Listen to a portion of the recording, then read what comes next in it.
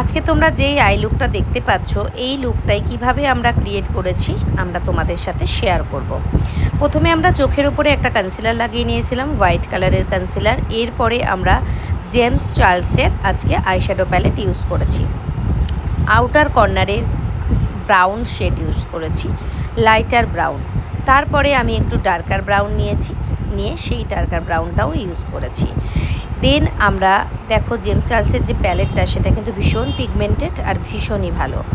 এরপরে এই যে দেখো আমরা ব্রো বোন থেকে একটু নিচে মানে ক্রিস লাইনের একটু ওপরে আমরা স্প্রেড করেছি লাইটার ব্রাউন শেডটা।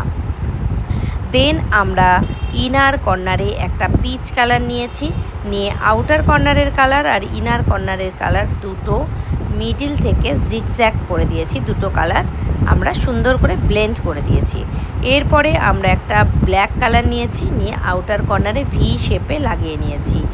দেন আমরা T16 ব্র্যান্ডের একটা পিগমেন্ট নিয়েছিলাম।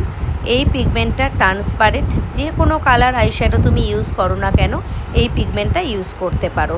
দেন আমরা পিগমেন্টটা ইউজ করে ফেলেছিলাম, লাইনার পরিয়েছিলাম ল্যাকমে দিয়ে এবং ল্যাশ লাগিয়েছিলাম, ল্যাশ আপের ল্যাশ লাগিয়েছিলাম।